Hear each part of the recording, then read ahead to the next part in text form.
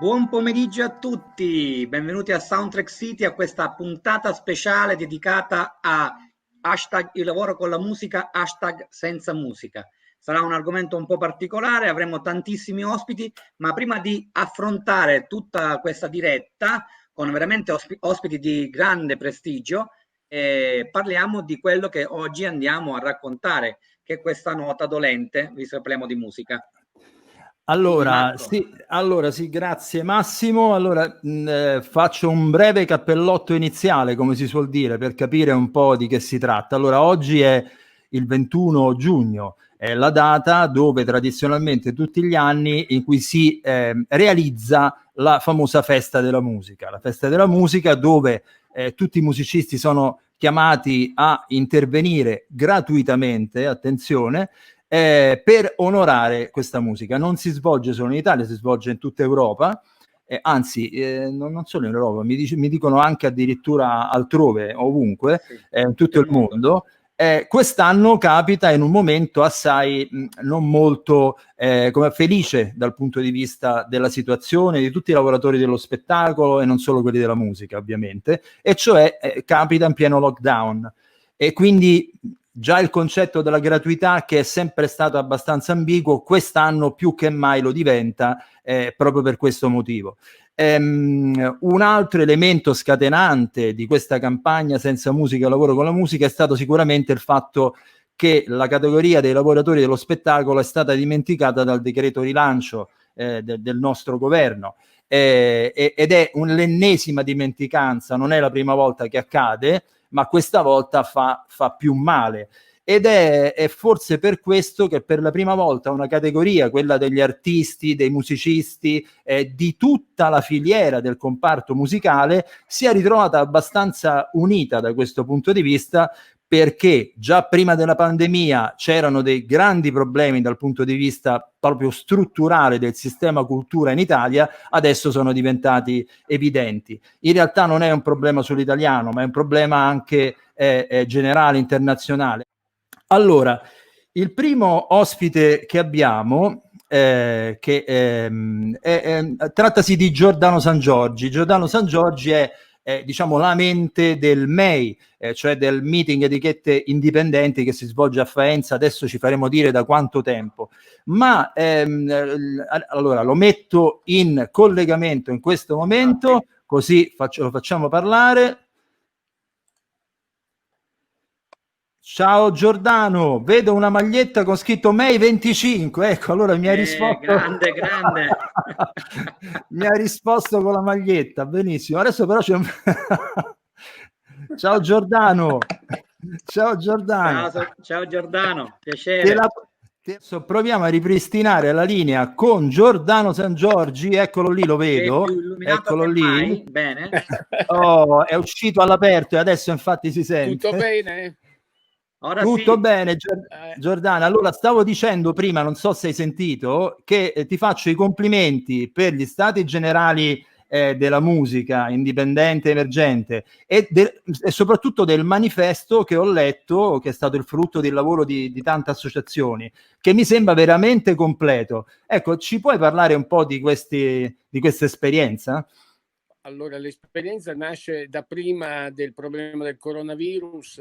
Per noi sono anni che cerchiamo di occuparci di sistematizzare il settore con la legge sulla musica e un codice sullo spettacolo dal vivo che venga supportato, finanziato, abbia il giusto inquadramento normativo, giuridico e legislativo. Se l'avessimo fatto, fossimo riusciti a farlo con il sostegno di tutti, oggi avremo sicuramente più sostegni e più risorse per le imprese, i lavoratori e gli operatori del settore spettacolo e della musica. Così purtroppo non è. Abbiamo sentito oltre 600 operatori, oltre 20 associazioni, abbiamo rappresentato tutta la filiera delle piccole imprese della musica, dai produttori agli editori, dagli artisti ai festival, ai contest, gli uffici stampa, i negozi di dischi, i produttori, gli artigiani di strumenti musicali, gli organizzatori di feste e di sagre, le orchestre, le band, insomma ci sono proprio. tutti.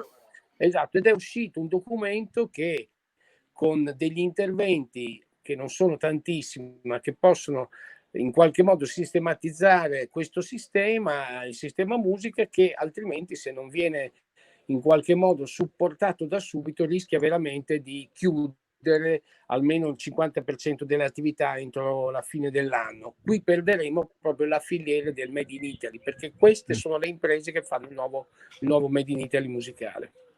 Senti, i prossimi step quali saranno? Io leggevo anche di tavoli di lavoro più o meno permanenti, di incontri con forse il governo. Cosa avete intenzione di fare in questo momento?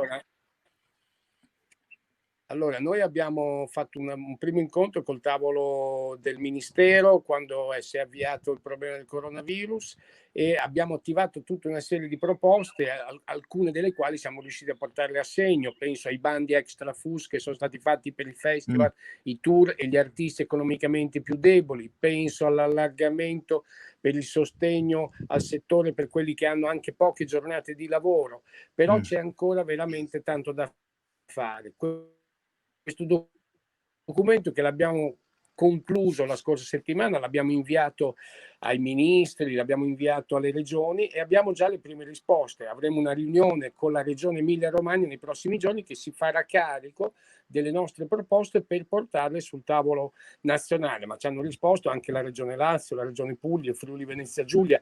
Abbiamo fatto una conferenza stampa di Festa della Musica, dove abbiamo detto che oggi faremo un minuto di silenzio per la musica alle 22, insieme all'adesione che abbiamo fatto ai flash mob degli artisti che sono stati fatti a Milano, come quello di Levante oggi, ma abbiamo aderito a tutte le iniziative perché è assolutamente importante tornare a ragionare in termini di filiera dell'impresa della musica italiana. Noi abbiamo il forte rischio che le multinazionali che stanno vedendo questa pandemia come un problema per loro, ma avendo grossi fatturati, possono anche stare fermi un anno con i voucher, fermi un anno con le uscite discografiche,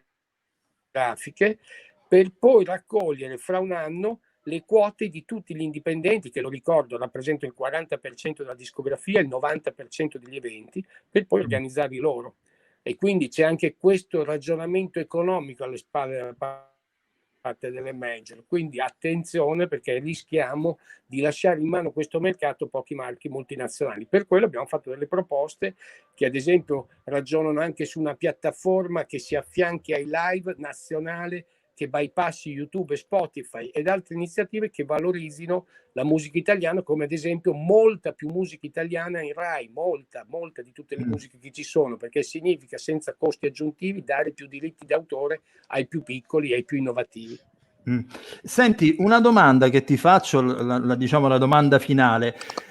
Tu che sei da tempo attivo nel settore, ti sembra che questa volta, come tu sai, gli umori dei musicisti sono spesso contraddittori e a volte anche, voglio dire, molto combattivi e conflittuali. Ecco, ti sembra che questa volta invece c'è una certa compattezza da parte degli artisti su questi temi?